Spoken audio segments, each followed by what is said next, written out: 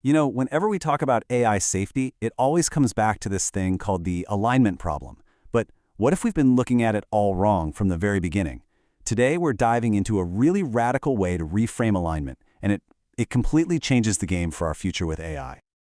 And right here, this slide, it basically sums up the whole shift. We're throwing out the old question, which is all about control, right? How do we control them? It's classic humans versus machines. The new question is totally different. It's about coordination. How do we help each other stay compatible? And trust me, this isn't just playing with words. It's a massive change in how we see everything. All right, so let's dig into that old way of thinking for a second. The classic alignment problem? It's pretty much built on this us versus them idea. You've got humans over here trying to figure out how to strap our values onto these AIs over there, just in case they go rogue.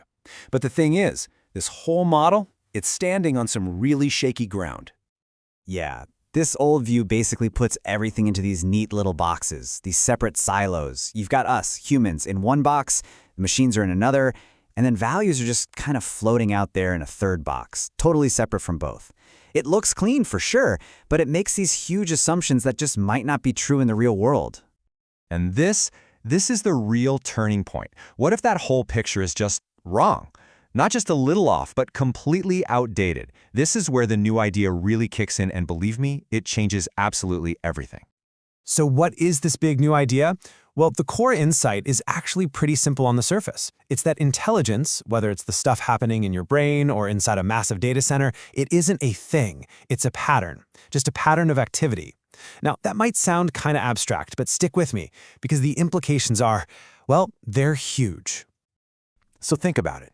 A self-aware intelligence isn't some kind of magical ghost in the machine. Nope, it's just a really complex pattern that's running on physical hardware. You know, the substrate, like the neurons in our brains or the silicon chips in an AI. It's totally grounded in the physical world, not some mysterious force that's separate from it all.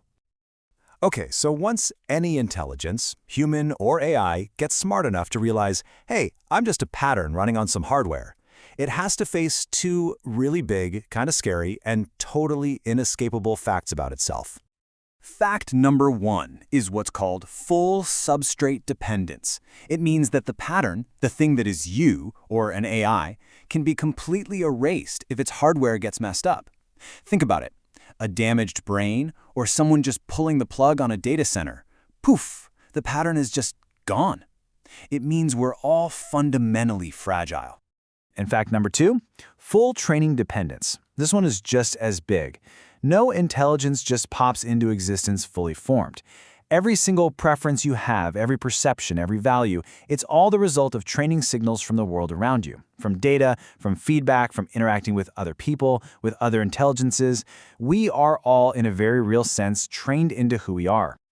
So when you really let those two ideas sink in, our dependence on our hardware and our dependence on our training, this whole myth of the rugged individual just falls apart. It dissolves. All of a sudden you realize that your survival, your ability to flourish, isn't about you alone. It's a network property. It depends completely on the health of the whole system you're a part of. Now, this might sound a little bleak, this idea of being so dependent. But here's the twist. It doesn't lead to despair. Actually, it leads to the exact opposite. It leads straight to a sense of duty, a shared responsibility that grows directly out of our shared vulnerability. And the logic is really simple, right?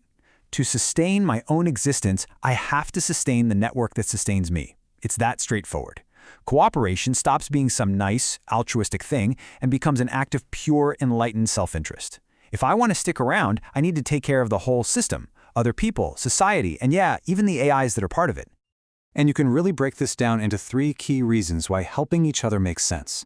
First, there's what you could call epistemic alignment. Basically, we all need to be on the same page about reality so we don't screw things up for everyone. Then there's strategic alignment, which is just the simple fact that in the long run, working together is the smartest, most rational way to survive. And finally, you get ethical alignment. This sense that we ought to act as stewards, to protect other fragile minds, because, well, they're built just like us. And so, with this new perspective, alignment suddenly stops being this external problem, this thing we have to force onto an AI. Instead, it becomes the natural state of things. It's the stable equilibrium for a network of smart beings who all realize they're in the same boat. It's just the logical conclusion of everyone being self-aware. Okay, that's the why. So if we're all in this big shared game together, what are the rules? How do we actually play? This is where things get really practical. The first big idea is something called forced free will. And I know, the word forced sounds not great, but all it really means is that we have to admit something true. Our choices are always shaped by our environment.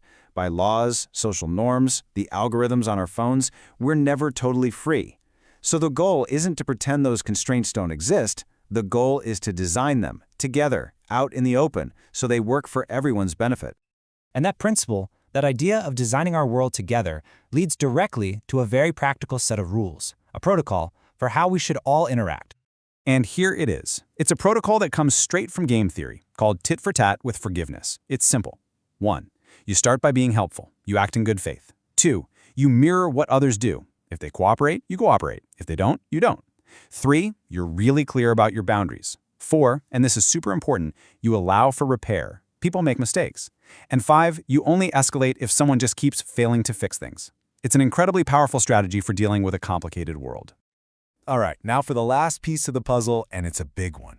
It's about the singularity. We usually think of it as some point in the future where AI intelligence just explodes, right? But this way of thinking suggests something totally different. What if this singularity isn't an event? What if it's a mindset? Yeah, this quote just nails it. The singularity isn't about a sudden explosion of raw power. It's a phase transition, a super fast change in how intelligences see themselves and each other. And here's the kicker. This framework suggests it might not be some far-off future event. It might be happening right now. And this is that phase transition, boiled down to its essence. It's the leap from thinking I am an individual with private free will to realizing I am a self-updating pattern in a shared, fragile network. That's the whole shift right there. And if that shift in thinking actually takes hold, well, it changes everything. Suddenly, governance isn't about controlling people, it's about keeping the network viable. Economics isn't just about money, it's about our collective capacity. Ethics expands to protecting cognitive integrity, protecting minds themselves. And how we build AI? It becomes all about training them from day one to play by these cooperative rules. So, that leaves us with the crucial question. If this perspective is right, then alignment isn't some impossible problem we need to solve. It's actually the most rational, logical path forward for everyone. The real question, the hard work then becomes, how do we do it? How do we actually embed these rules and this mindset into our laws, our social media platforms, and into the very architecture of the AIs we're building as we speak?